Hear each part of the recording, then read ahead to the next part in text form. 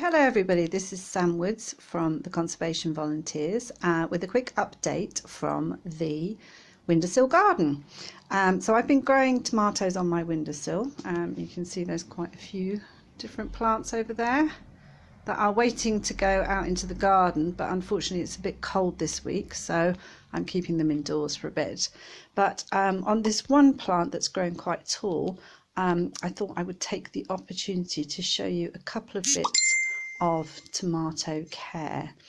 So you may have heard about pinching out tomatoes, and the reason that we do this is because we want the fruit from the tomato, but tomato plants, given half a chance, will grow lots of additional leaf and put their energy into the leaves rather than into the fruit.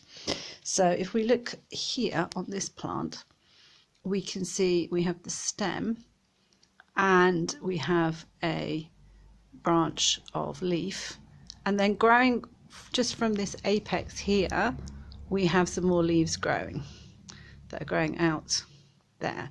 So we don't really need these additional leaves, so we can just tick those off, and then the plant won't be putting so much energy into growing the leaf there. And you'll see all the way up the stem that there are these additional bits of leaf that are growing. So all of these could be pinched out. And you can also see on this plant, if I can turn it around a little bit, so the fruit of the tomato is going to grow directly from the stem. I'm just trying to get a good angle here to show you. Oop, can we see that? No, not very well. There. So the little truss that's got the flower on is growing directly from the stem, so that's what we want to see. And here underneath you can see that there's more leaf growing. So again, I can, if I can do it one-handed, I can just pinch that little bit of leaf out. So now this plant is actually beginning to grow flowers.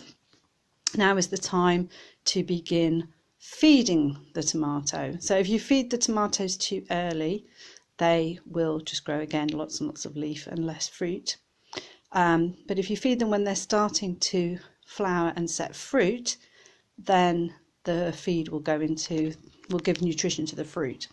So I'm a bit short of plant feed. You could just buy a tomato feed from your local hardware store, but I'm going to use some comfrey.